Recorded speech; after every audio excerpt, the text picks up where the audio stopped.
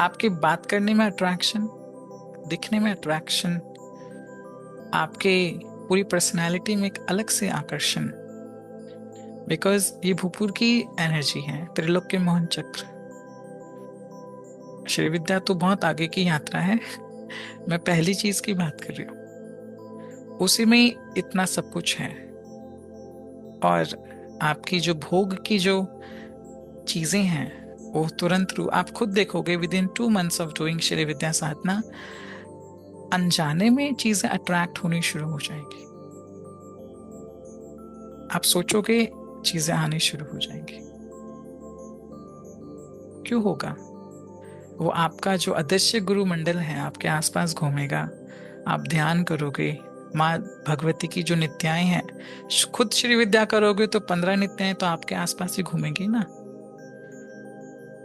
और वो क्या करेंगी कि अरे ये श्री विद्या साधक है, ये अभी माँ का आवाहन करेंगी, तो इनको जो चाहिए सबसे पहले वो लाएंगे। तो आप स्वयं और आपसे जुड़ी सभी वस्तुओं की ऊर्जा आपकी साधना से बढ़ जाएगी। वही नहीं, आपके परिवार वालों की भी ऊर्जा बढ़ जाएगी। सबसे पहले प्रारंभिक मंथ में सारे बंधन कटेंगे। आपसे पहले तो आपके पितृ खड़े हैं कि इन पे कृपा बाद में करना, हम पे कृपा पहले करो।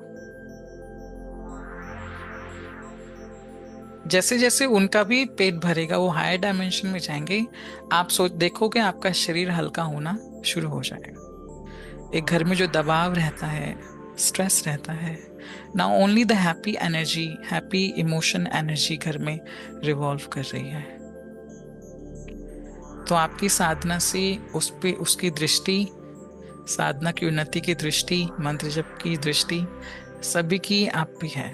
इंद्र खड़ा है कि साधना करके हटे, मैं कैसे ऊर्जा चुरा लूं।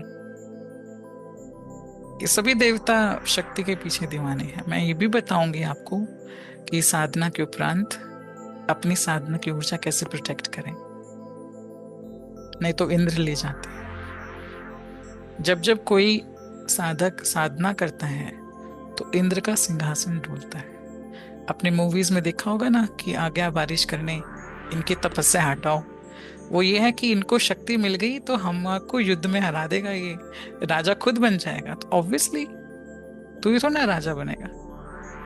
इंद्र भी राजा तभी तक है जब तक उसके पुण्य संचित कर्म हैं। जैसे ही कर्मों का हिसाब खाली हुआ, मनुष्य योनि में। और ये मन की अवस्था है। Indra is a king, you will and up becoming king. पर उसके लिए आपको चीजें माइंड में रखनी पड़ेंगी। समझ रहे हैं आप बेसिक एसेंस ऑफ साधना?